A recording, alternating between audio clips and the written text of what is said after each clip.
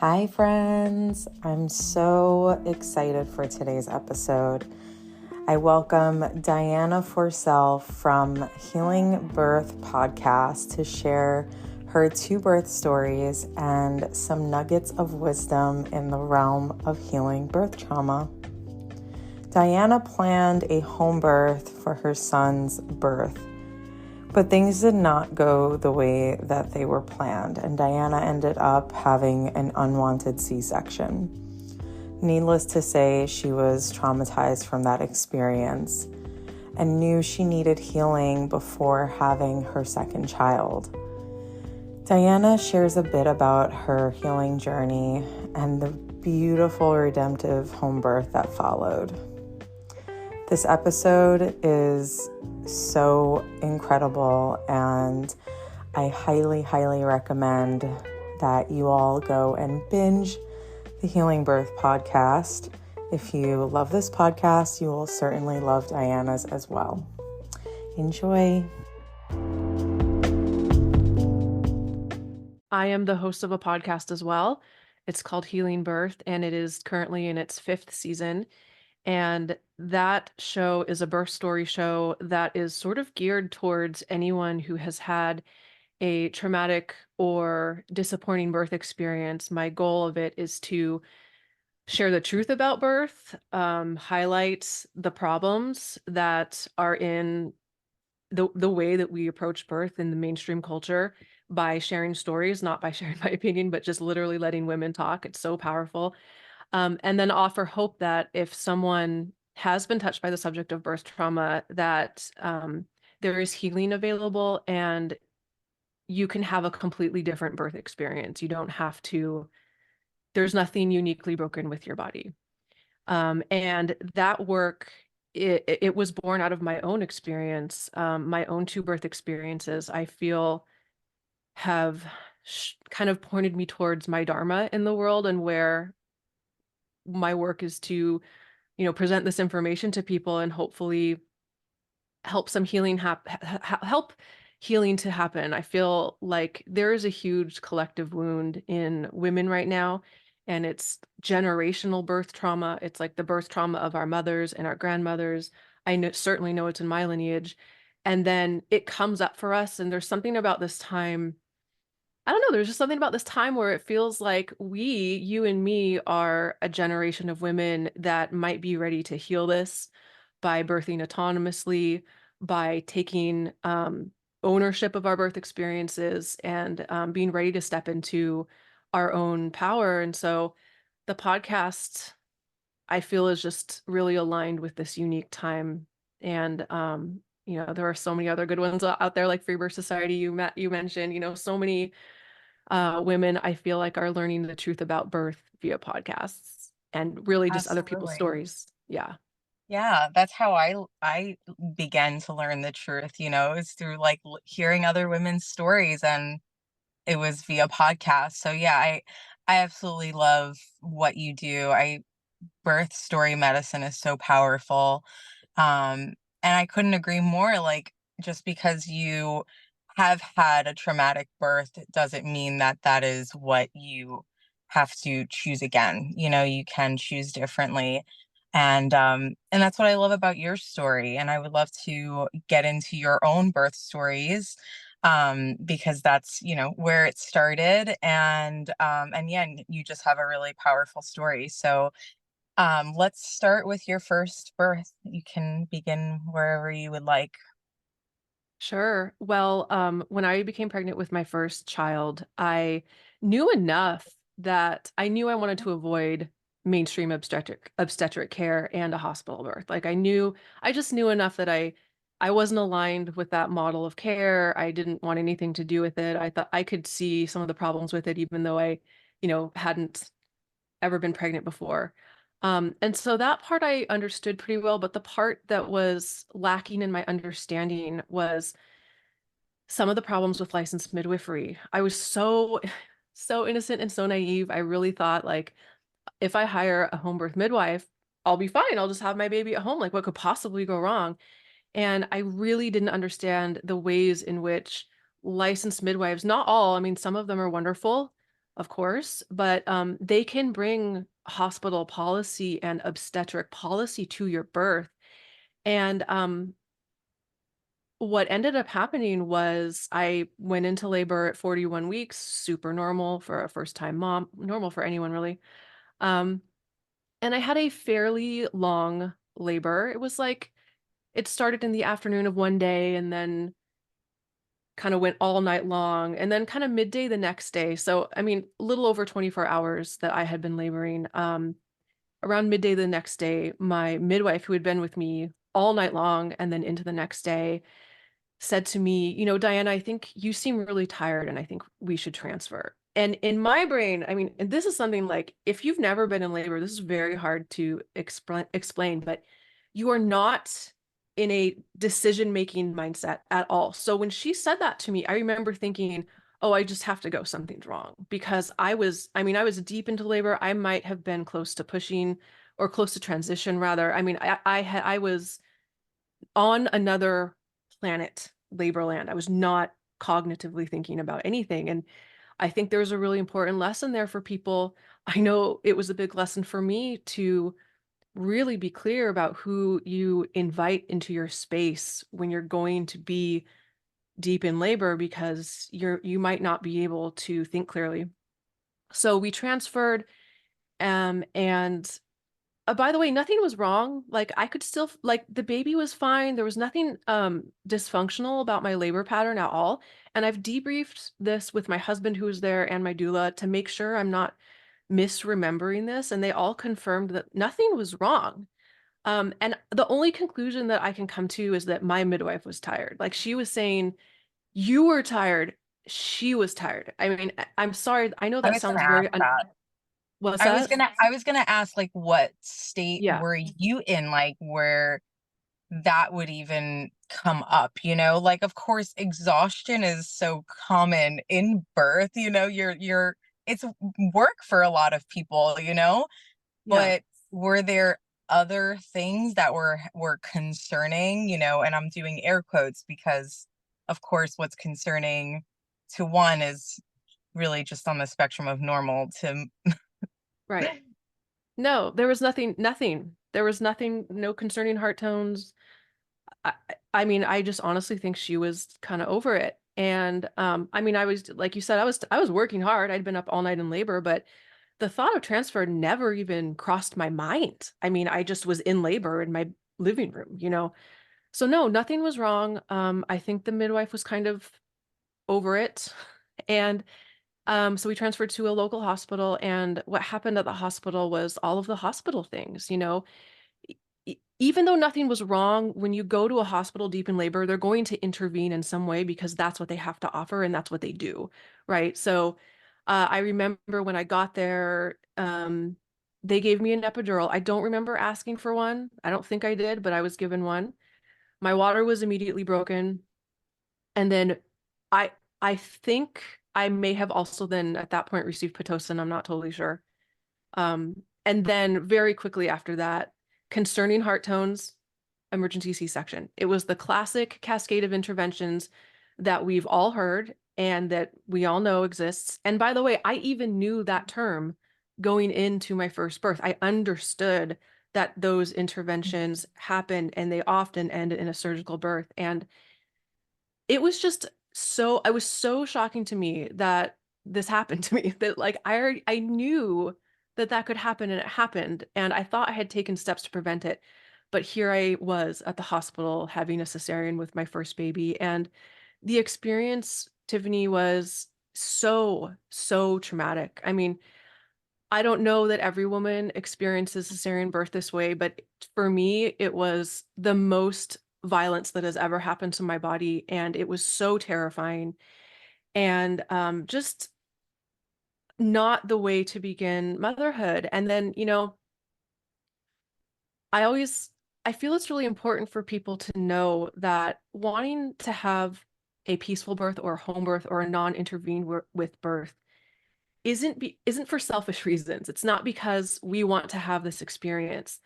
When you have a traumatic first birth, it affects your bonding with your baby. Well, I should say it can. It really did with me and my son. And I believe I've never had a health practitioner confirm this or deny this, but my intuition tells me that there are some health issues that he has still that I think originated with that birth experience and perhaps some of the drugs that were in his system and some of the drugs that were in my system. And so that birth experience has had a lifelong impact on our family. Not just me, it wasn't just one day. I mean, his lifelong, he's 11 now, a lifelong impact on our family. And so that was my first birth experience. And I can pause here if you want to ask me anything, or I can kind of continue with the story. Yeah. Well, if you could just like highlight some of the, if you feel comfortable doing so, or if you feel like it's important to the story, but what were some of the things that were done to you during this, um, like cesarean or leading up to it that felt traumatizing? Because I feel like some people will have, like something traumatic happen to them in birth, but they can't like pinpoint like exactly what is traumatic. They just are like, this just doesn't feel good after. Or maybe it takes them so long to even realize, like, oh, wow, that was not okay. Like, this was not, you know, something that I wanted or whatever it is. How long did it take you to like realize this is not okay, like this is abuse, traumatic, violent?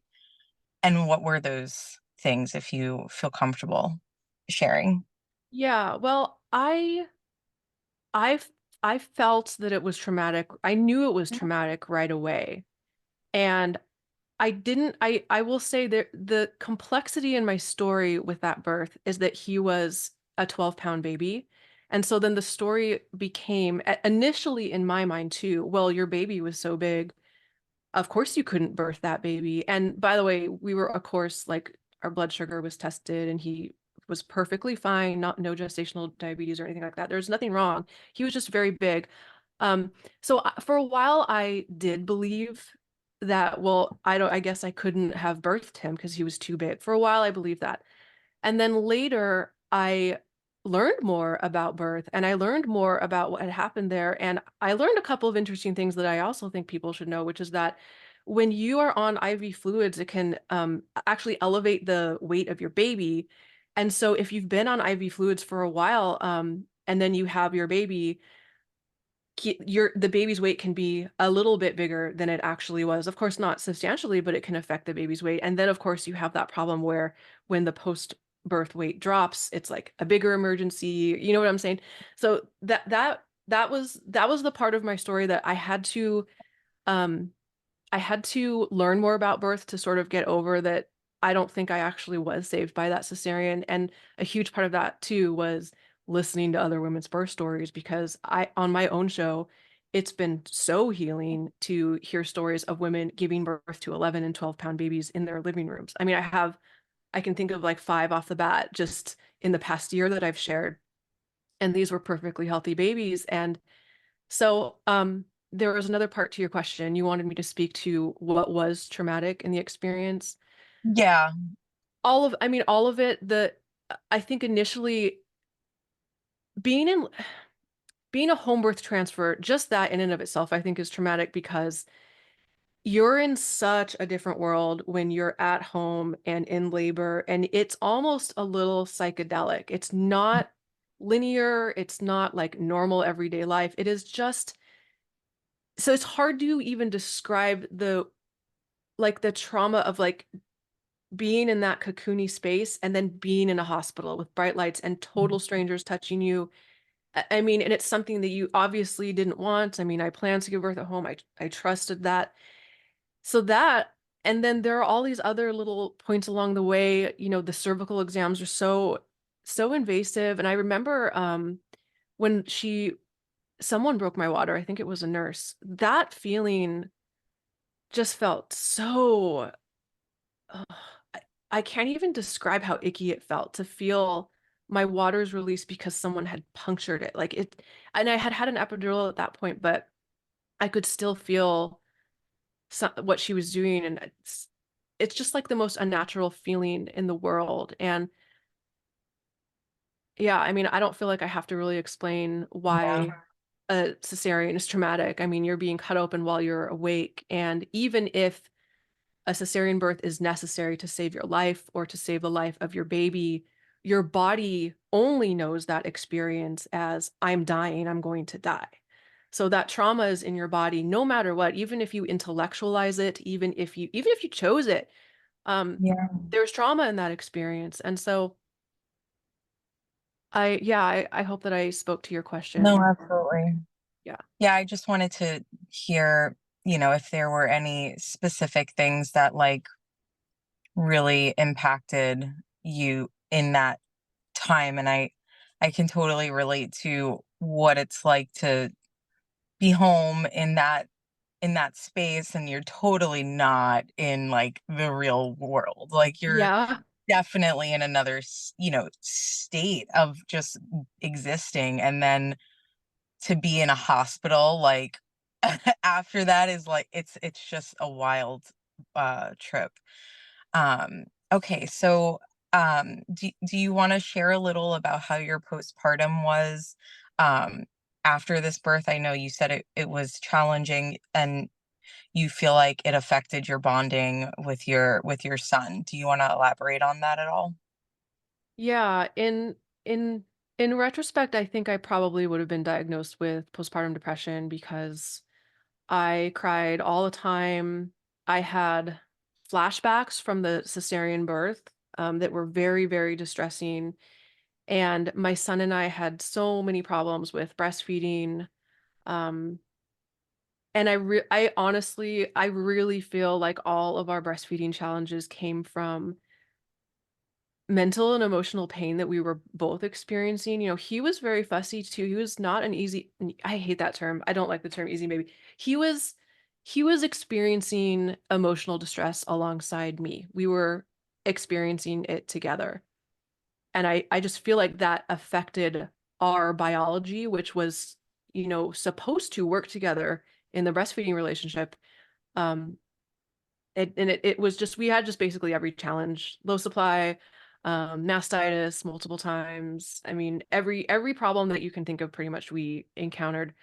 I am happy to say that um eventually breastfeeding went okay, and I was able to breastfeed him until he was 2, which was into my second pregnancy, which is a huge gift. And I really feel, and I hear this from other moms, that sometimes when you have a birth experience that is traumatic or doesn't go the way you want, that moms will cling to that breastfeeding relationship as being something that's potentially healing and something that has to work because this part didn't work, but this part has to work. And so I was so determined nothing was going to stop me from breastfeeding my child. So we eventually figured it all out. And, the thing with the flashbacks and the depression, I I spent like a good year in that space of just really kind of suffering. I didn't really want to ask for help or support. And the thing that really, and I don't know if it's, I mean, this is the honest truth, but the thing that really pulled me out of it was my second pregnancy and all of the healing that happened during that second pregnancy. And I really credit that experience with,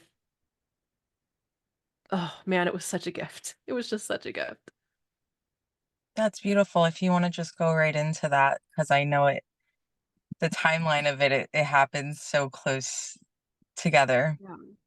Yeah. Yeah. So I thought I would never give birth again or have another child again. I couldn't even like think of doing that again. I was so traumatized by the experience. But around 18 months postpartum, and I literally do not know how this happened because I feel certain I was not having sex with my husband at this time. But I became pregnant, and he is definitely my husband's son, so I guess we must have had sex at some point. But yeah, I became pregnant around 18 months postpartum and cried my eyes out, thought I was gonna die. So much fear came up for me initially. And I knew that in the state where I lived at the time, I don't know if this is still the case. I live in a different state now. Um, it was illegal. Well, no, I should say it's not within the scope of the licensure of midwives to attend VBAC moms. So already I'm thinking about birth and I'm thinking, there's no way I can go back to a hospital. If I go back there, I'm getting a repeat surgery because I will never feel safe in that environment. There's just absolutely no way. But then I was immediately thinking, but there's no midwife that will attend me because it's technically not legal for her to do so. So I felt for a while just really trapped and really scared and you know, just very scared. But I had a cool experience. Um, and I really believe this is like God answering prayers because I was leaning on prayer very, very strongly during this time too. I remembered that 2 years prior, when I was pregnant with my first baby, I was in a prenatal yoga class, and the yoga teacher somehow, I don't know how she did this, but she somehow just shared with the class her birth journeys. And her story was she had a C-section with her first. I don't really remember the details, and a home birth with her second. And I knew she lived in the same state as me because I was taking yoga classes from her. And then, like, in the same flash, I remembered that I had her email address. Like, I don't know how I had my yoga teacher's email address, but I had it. And so I emailed her and I said, I don't know if you remember me. My name's Diana. I remember you shared a little bit about your birth experience. Can you tell me what you did? How did you do that? And God bless this woman. Oh my gosh, this woman was such an angel. She remembered exactly who I was, emailed me back right away, gave me great advice. She told me get in touch with the local ICANN, which is the International Cesarean Awareness Network group. She said there's a local one in Seattle where I was living at the time, or an online one you can find. And she's like, if you go there, you'll find the support that you're looking for. And she was totally right. And it turned out that there was a group of sort of underground midwives that are willing to attend VBAC moms at home because VBAC moms should have that option and because it's safe. And the laws that prohibited it were just, I mean, I think demonstrably crazy. So Yeah. I found someone who would attend me at home. If this were today, I probably would have free birthed, but at the time I still thought I needed someone there. I needed someone there. And that was kind of right around, I want to say like 20 weeks pregnant, somewhere around there.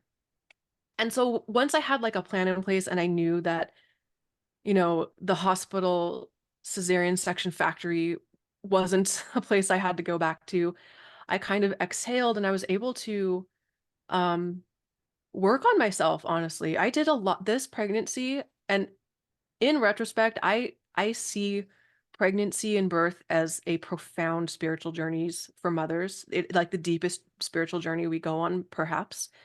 My first pregnancy, I don't feel like I really had the spiritual maturity to see that, but the second time I did.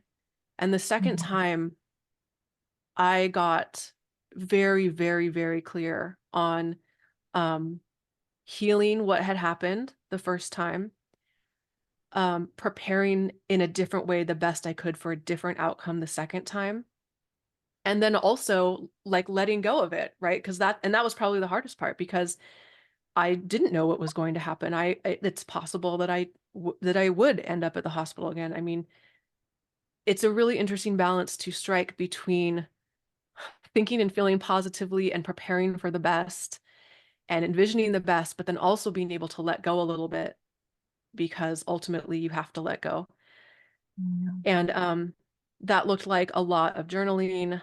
That looked like a lot of taking really, really, really good care of my body, a lot of being very present.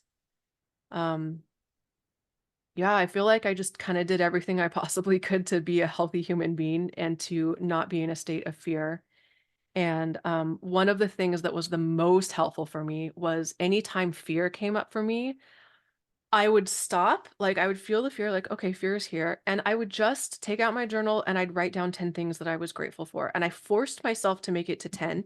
And sometimes the first one was as simple as my baby's inside me and it's healthy right now. Or I like the shirt I'm wearing today. Or I really appreciate the way that Brad, my husband, was gave me a shoulder rub. Like it really simple stuff, but it was like my rule was I had to think of 10 things. And Yeah. inevitably by the end of 10, I could think of an 11th and then I could think of a 12th and I didn't always continue, but the point is it snapped me out of getting like being fearful and spiraling and being afraid. It was really, really helpful. And I honestly feel like that prompt came from the divine as well, as a way to support me emotionally during this time. And so I remember having this really cool moment right at the end of my pregnancy. I think I was 40 days exactly. And I had met with my midwife and I was sort of, leaving her place and walking to my car. And I remember the second my foot hit the concrete of the parking lot. I've never had an experience like this, and I don't even know quite how to explain it, but this like bolt of knowing like shot through my whole body that I was about to birth my baby and it would be good. Like it was like I knew it. It wasn't even intuition. It was like, this is going to happen. And I've never had anything come through me that strongly before. It was such a beautiful gift too, just going into my 40th week to have that. The moment passed and I went on with my day, but I'll never forget it. I'll just never forget it.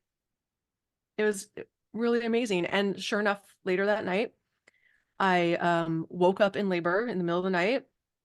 And the interesting thing I like to share about this, because I've heard other VBAC moms say the same thing, is that it felt like my labor picked up where it had stopped with my first baby, if that makes sense. So with my Wow. first baby, the contractions were sort of a slow build, sort of a typical pattern, and then got really strong and intense near the end. And then like it was interrupted. It was interrupted by a car ride to the hospital. It was interrupted by drugs and stuff. And with this birth, it like started right where it was interrupted. And I was having very strong and hard, fast contractions immediately right away, no build up, just bam into it. And it's amazing, Tiffany, because this really was, even though that was hard, it really was the birth that I needed because I was so in my body. I didn't even have a second to be afraid. Like, I didn't have a second to be like, oh my gosh, what if my midwife does something or wants to transfer me? Like, I couldn't be in my head at all. I was completely pulled down into my womb, my body, and my body was forcing me to just immediately be with this labor experience. And the whole entire labor only lasted like 6 hours. So it was, I think, around 2 a.m. in the morning. I woke up and it was around 8 or 8:30 that he was born. He was born into my arms on my bed. I was in sort of an upright position on my bed, probably the exact same place he was conceived. And he came out in the fetal ejection reflex, and I caught him and I pulled him up onto my chest, and he was alert and wide-eyed and looking at me, so healthy, so perfect. And that moment, I mean, it was healing for, I can't even talk about that, crying. It was healing for a million reasons, but I remember his alertness was so healing because my first baby was on drugs.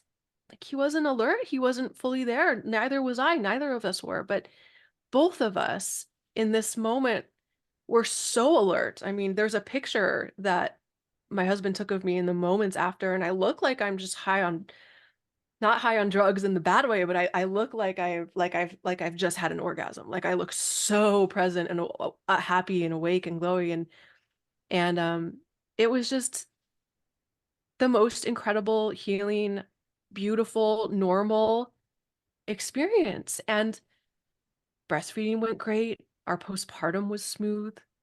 Um, there are of course challenges when you have a toddler and a newborn. It's not like that's an easy season of your life. Um, and I remember the day 3 emotions and tears and like the grief of, oh my gosh, my first baby isn't my only baby. Now we have a whole new family dynamic. And but it was such a healing experience. And it was this experience that wanted that made me want to devote my life to birth work in some way, because I knew that what had happened to me the first time was not uncommon. What is it, like 1 in 3 women have C-sections in this country? Like I know that stat is it shouldn't be a stat, first of all, but I know that I'm not the only one who's had this experience. And if I can experience such full spectrum healing just by having a completely different birth experience, I mean, everybody needs to know about this. Like I wanted everyone to know about this. And I At first, I thought that I really wanted to work with women who had dealt with birth trauma because I had been there. I know what that feels like.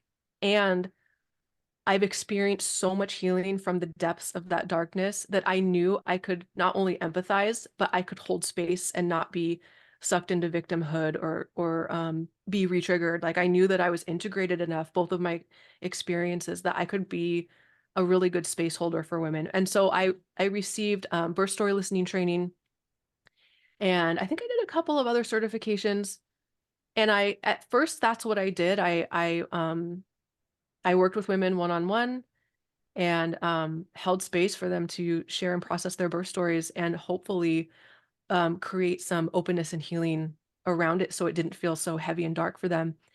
But then at a certain point, I thought, if I start a podcast, and I've always loved podcasts, I think I'm part of the generation where podcasts just sort of started really becoming a thing, in our adult generation. And so I thought if I start a podcast, I can just reach way more people. I can be doing sort of the same work in a way. But story medicine is just so, so powerful and so healing. And I had witnessed that when women share their birth stories with you, there's an interesting thing that happens. There's like a full circle healing. I don't know if I'm articulating that correctly, but what I mean is in the sharing of your story, it's healing, in it being received and having someone listen to it, that is healing. But then for the listener, hearing other birth stories is healing too, even the really tough ones.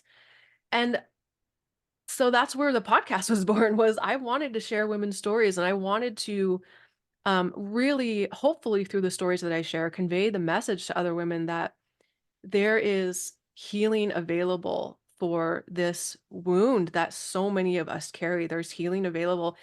And I really think a big part of it can be simply through listening to other women's stories, because man, it's such a way to feel so much less alone. And I remember when right in the aftermath of my first birth experience, scrolling through podcast feeds and trying to find the home birth transfer stories because I needed to make sense of what had just happened to me. And I also had no empathy for myself. I felt like a failure. I felt like I did something wrong. My body was broken. Something, yeah, I had to be surgically saved from birth.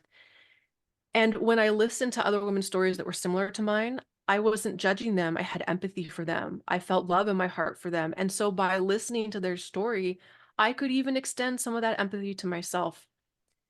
And that's just one example of how powerful story medicine is. So that is those are my two stories so far. I love the so far part. Um, but wow. I have heard your birth stories before, but it was a long time ago, and wow, that second birth is that's what a gift. What a gift. Um, Absolutely. I would I would love if you could share, and I know this might be a little vulnerable, but I know that you probably wouldn't mind get going there. Um, how would you, what kind of advice or what would you like, what kind of insight would you offer in, like, how do you become whole when when you think about the birth story and you're like, I don't want to accept like everything that happened to me and be happy about it, right? Like, I'm healing isn't being happy with what happened, and magically having a completely shifted, outlook on it. But I know there is a way to be whole and become whole, and that is where the healing happens. Um, and I know you've shared this before, and I've heard you speak on this, like, healing your birth experience doesn't mean that you're happy when you like look back on that, but there is a certain level of acceptance that takes place to get to a place of feeling whole again.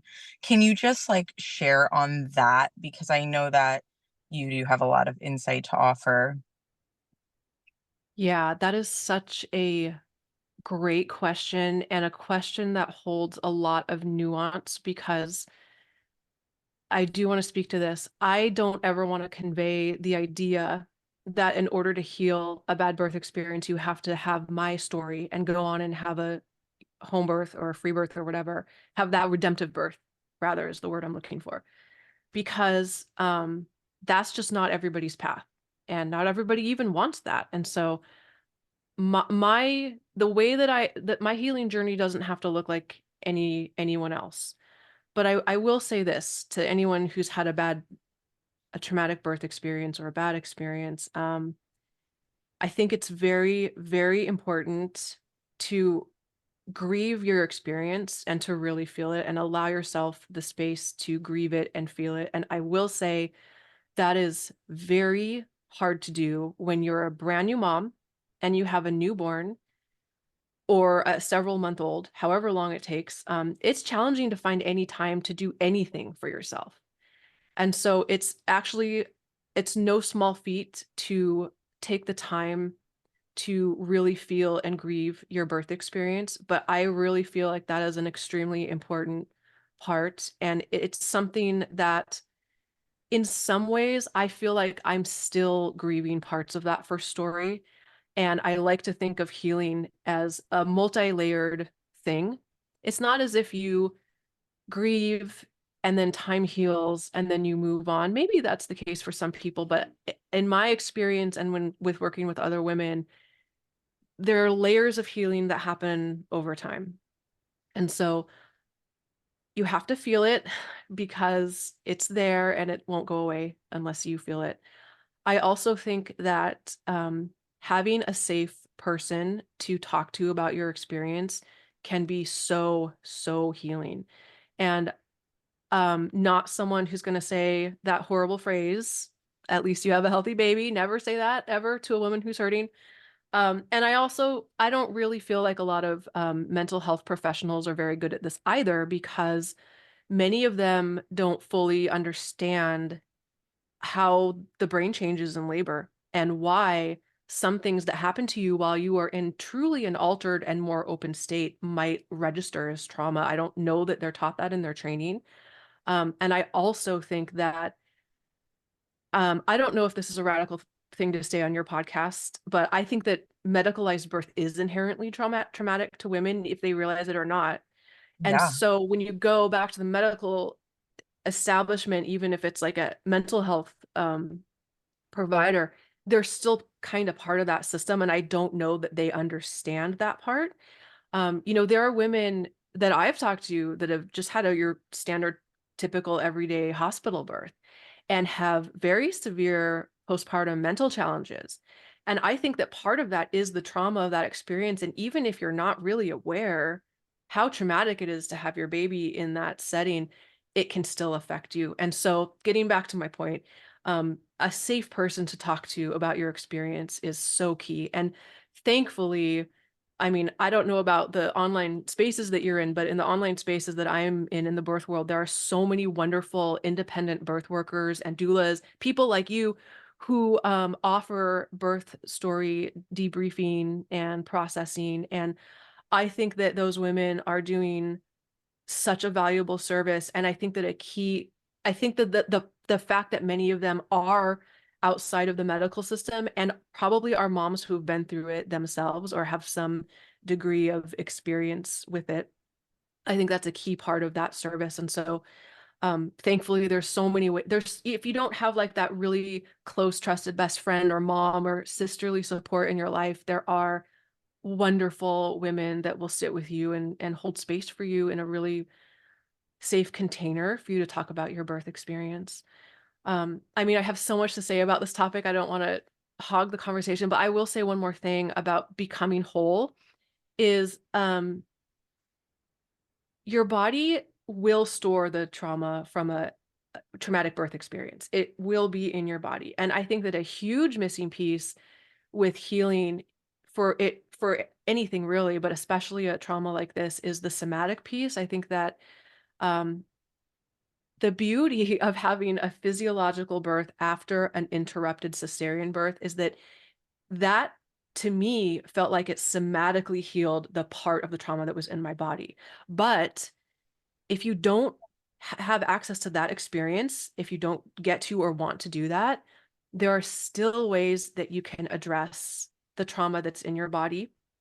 There is actually a specific mode of therapy called somatic therapy, which is like its own unique thing. But I like to think of it way bigger than that, because I think that somatic therapy can be really anything that gets you in your body and out of your mind and helps you feel deeper.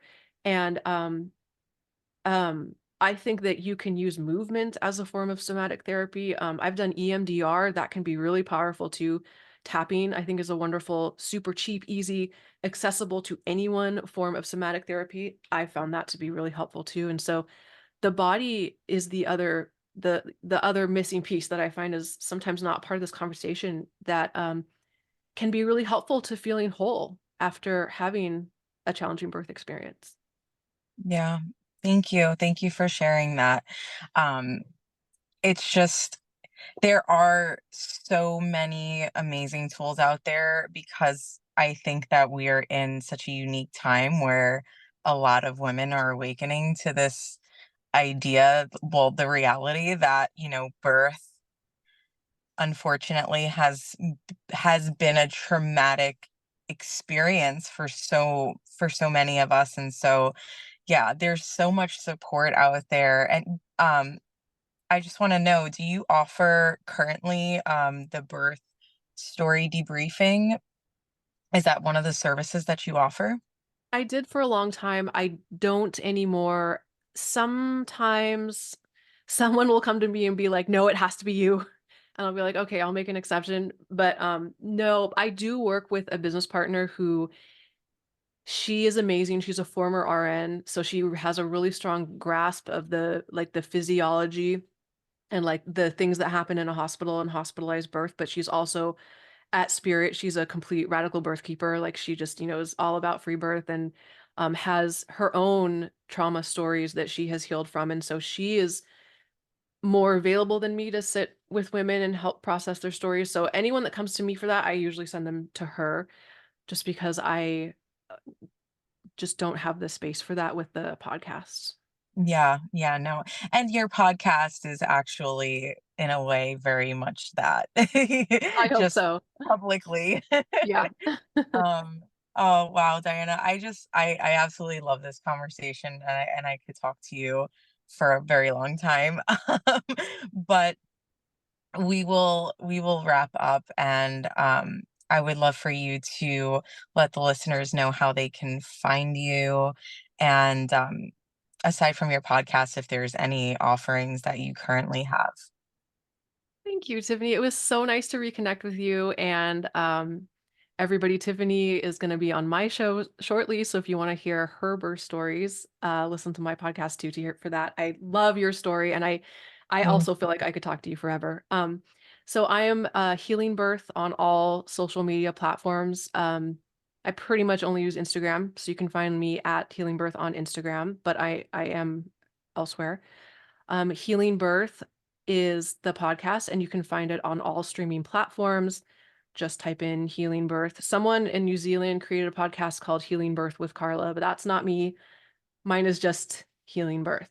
And yeah, I think that's it. I don't really have anything else to plug. Thank you for the opportunity. Just the podcast.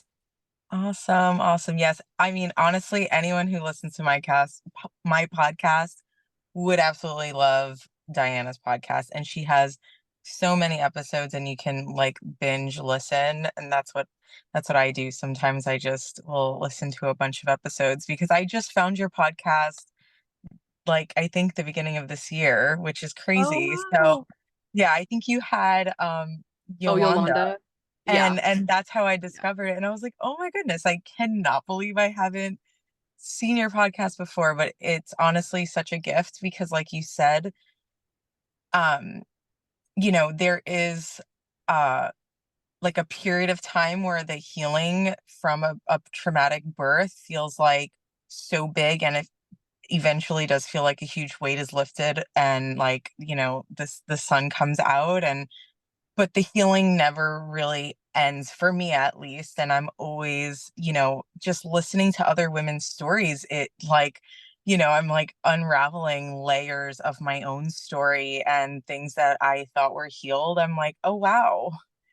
I have like new insight on, on certain things. And so, yeah, I just absolutely love what you offer in your podcast. So everyone go give it a listen. And Diana, thank you again for Oh, coming on.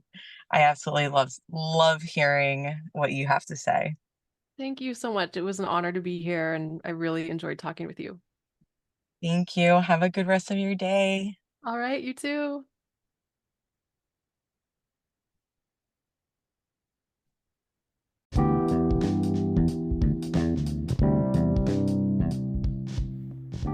Thank you so much for listening to the Birth and Rebirth podcast. And if you enjoy hearing these episodes, please leave a 5-star review so that this podcast can fall on the ears of more women who need to hear this encouragement. Thank you for your support, and God bless.